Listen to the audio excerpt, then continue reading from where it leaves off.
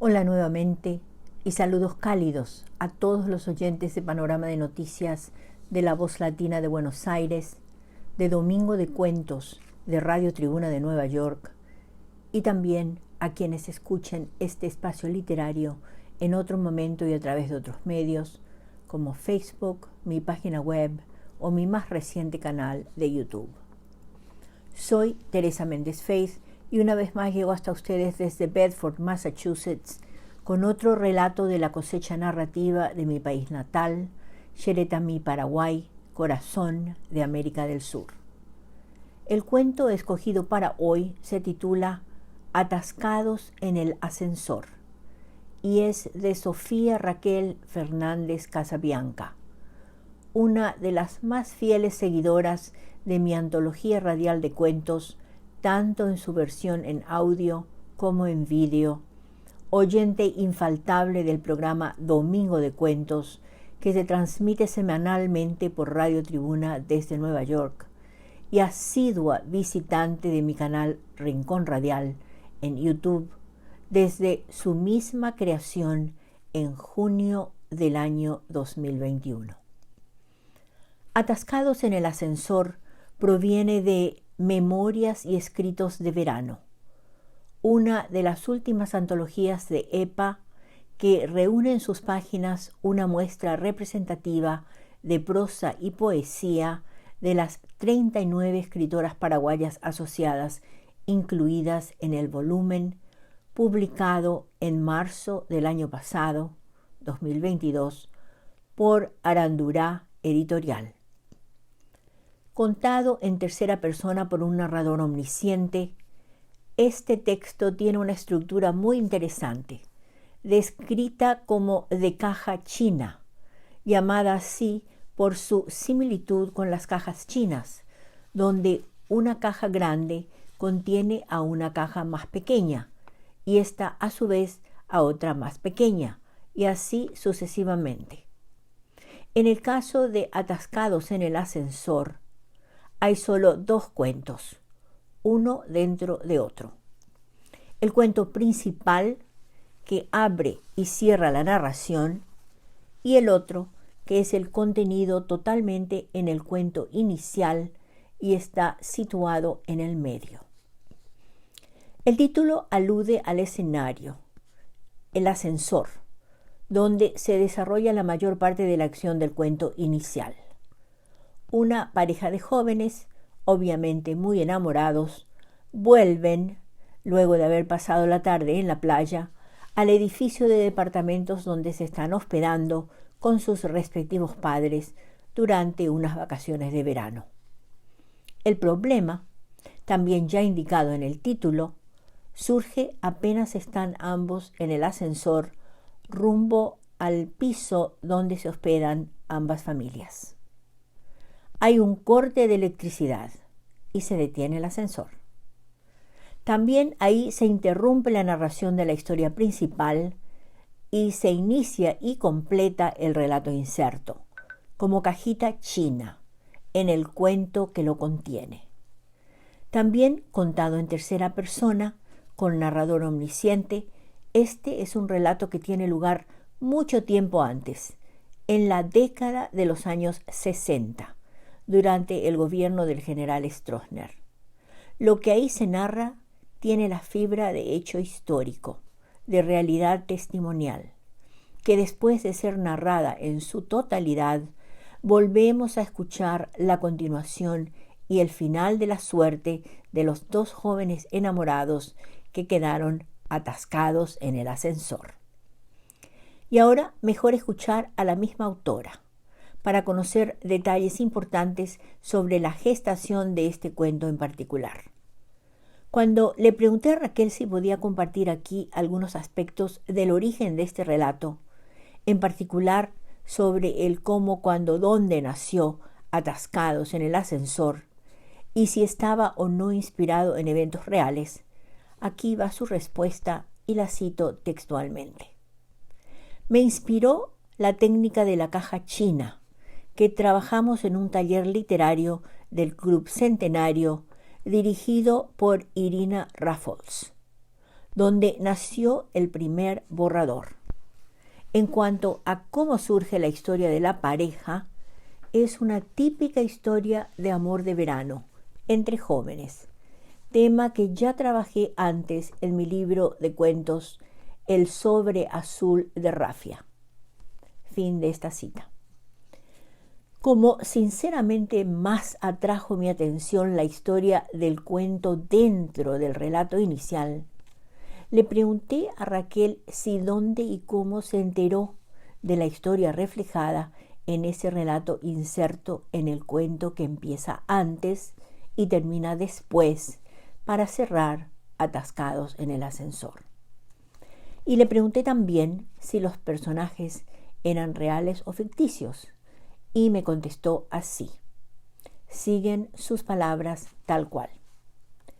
Como soy hija de un perseguido político durante el gobierno del general Stroessner, a lo largo de mi vida escuché todo tipo de anécdotas o leyendas urbanas que básicamente están condensadas en el relato inserto. El tema de algunos personajes del gobierno estronista y hechos acaecidos en esa época es recurrente para mí, pues en aquel entonces solo escuchaba y no podía emitir opiniones. En el colegio tenía como amigos y compañeros a muchos hijos de personajes del gobierno y luego también en la facultad.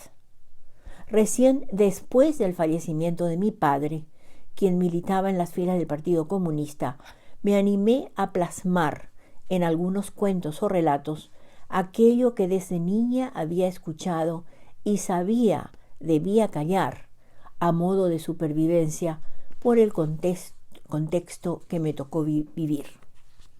Los personajes son ficticios, pero inspirados en personajes y hechos reales. Pero no aparecen los nombres de los mismos. Fin de esta cita. Y mi pregunta final, la de siempre o casi siempre, le pregunté que si ella estuviera en mi lugar presentando su propio cuento, ¿había algo que le gustaría compartir con los oyentes, en particular sobre atascados en el ascensor? A continuación, su respuesta, sus palabras. Les diría que a mí la literatura me sirve en gran parte como un canal para hacer catarsis, para sanar heridas, dejando volar la imaginación. Siendo muy chiquita, escuché que a mi padre le habían plantado pruebas falsas para encerrarlo en la cárcel. Su último encierro duró 4 años. Salió gracias a una huelga de hambre de 40 días, que tuvo mucho apoyo y repercusión. Al recuperarse, debido a que tenía prisión domiciliaria y seguían los hostigamientos, se autoexilió. Lo volví a ver cuando cayó el gobierno de Stroessner y mi padre volvió del exilio. Ese tema lo pude tratar en mi libro Concebida en la clandestinidad, publicado el año pasado, en 2022.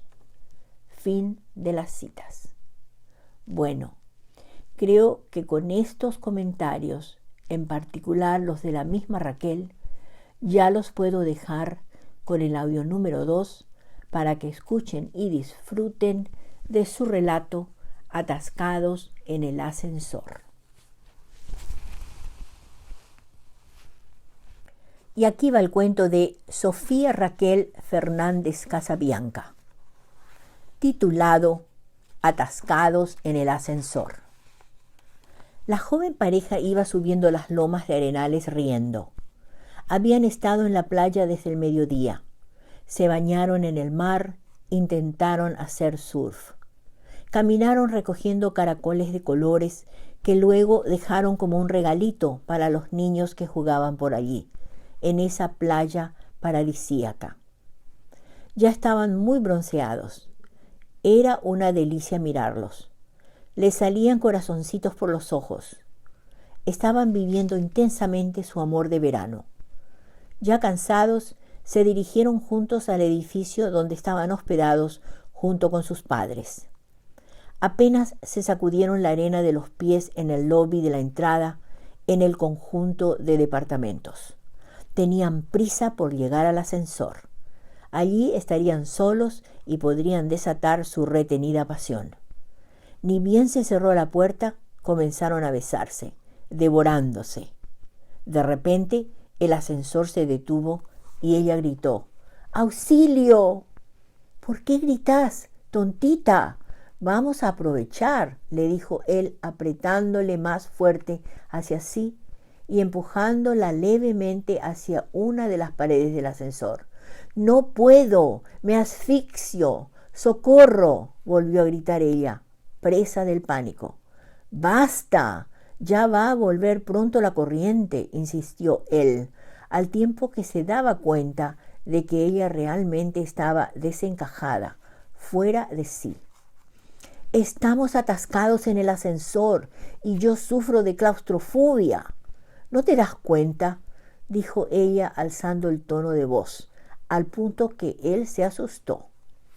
Entonces, tomando dominio de la situación y para tranquilizarla, el muchacho comenzó a contarle una historia singular, con voz suave y envolvente, mientras le acariciaba el cabello empapado de agua de mar. En la década de los 60, en Paraguay se plantaban muchas pruebas falsas a opositores del gobierno del general Stroessner, que incriminaban a la molestia de turno. De los prontuarios que existían en el Departamento de Identificaciones, en una oportunidad salió sorteado un joven que se declaraba abiertamente contrario al régimen imperante. Hoy, esa postura no implica mayores problemas, pero en ese entonces era algo así como declararte narcotraficante o sicario en las redes sociales. La policía no podía ponerle mano encima. El individuo en cuestión les estaba dando a Carazú y de paso los dejaba muy mal parados. Inútil partida, les insultaba el jefe de investigaciones, que, dicho sea de paso, era un gordo asqueroso de doble personalidad, que le lavaba la ropa sucia al presidente. De mí no se va a burlar ese aspirante a terrorista. Ya le vamos a dar su merecido. Pronto, Sanabria, ubicale a Torres. Él no me va a fallar. Torres era un lamebotas, muy eficiente, tipo piragüé, hombre orquesta, garroteador, letrado y té, como decían en la jerga usada por los compañeros. Arma, también le decían entre sí. Se presentó Torres ante el jefe. Baeshapa, Torres, dijo como al descuido el jefe. Tengo un encargo para vos. Vas a colocar una bomba que haga mucho ruido, pero no cause perjuicio. Poné a la hora que se está por abrir el correo, sobre la calle Alberdi, cuando todavía no transita por allí mucha gente. ¿Entendés? Sí, jefe, respondió Torres. Cuando termines, avisa nomás por teléfono a este número, dijo el jefe con cara de cerdo, pasándole un papelito bien doblado. El temible torturador se retiró sabiendo lo que debía hacer. Pasados 3 días, estalló la bomba a la entrada al correo. Solo la puerta sufrió daños materiales. Ninguna persona fue afectada. Salió en todos los diarios. Fue titular un buen tiempo. Al joven Contreras le adjudicaron la autoría del acto terrorista. Le plantaron elementos explosivos en su vivienda y consiguieron testigos falsos. Fue un juicio sumario, dadas las pruebas contundentes en contra del pobre infeliz. Luego de 5 años, salió un pequeño aviso en las exequias de un diario de gran circulación. Era el nombre de aquel a quien el jefe con cara de cerdo había logrado enviar preso. La versión oficial informaba que había fallecido de muerte natural, pero sus parientes y allegados sostenían que había sido asfixiado, pues estaba causando problemas con reclamos desde la cárcel sobre las malas condiciones de los condenados. La historia causó en ella el efecto deseado, desviar su atención, logrando así calmarla. Reinaba un agradable silencio en el oscuro ascensor. Las frentes de ambos se juntaron y él la volvió a abrazar, esta vez más tiernamente, acariciando largamente sus cabellos aún mojados por el agua del mar, besándole la frente y los ojos. Ella se dejaba. Lentamente dejó de temblar, suspirando aliviada. Se fundieron en un profundo e inolvidable beso. Los dos habían perdido la noción del tiempo. Un rato después llegó la luz y volvió a funcionar el ascensor. Cuando llegaron al departamento de ella, sus padres les preguntaron: ¿dónde les agarró el apagón? Ellos, mirándose como cómplices, en respuesta soltaron una carcajada que también contagió a los padres. Fin del cuento. Y aquí van datos biobibliográficos para Sofía Raquel Fernández Casabianca. Sofía Raquel Fernández Casabianca nació en Asunción en 1964. Narradora y docente. Aunque abogada y escribana de profesión, tiene también un posgrado en didáctica universitaria del Rectorado de la Universidad Nacional de Asunción. Miembro de Escritoras Paraguayas Asociadas e integrante del taller literario del Club Centenario, se inicia en la escritura en 2018 con la publicación de La Caja de Latón, obra de carácter epistolar que recrea la época de 1940 a 1947, marcada por la inestabilidad sociopolítica a nivel mundial y nacional. Le siguen El sobre azul de Rafia, de 2020, también en edición digital en Amazon, su primer libro de cuentos. Las Madres de Antonella, de 2021, su primera novela. Concebida en la clandestinidad, de 2022, obra testimonial con versión digital paralela en Amazon. Y Primavera Gris, 2022, cuentos y relatos. Tiene además textos incluidos en libros colectivos y antologías literarias nacionales y extranjeras, entre los que están Historias en Cuarentena, de 2020, Alas de Libertad, Historias del Buen Pastor, de 2020, Memorias y Escritos de Primavera, 2021, Memorias y Escritos de Verano, 2022, y 25 años escribiendo juntas, 2022, siendo antologías de EPA las tres últimas.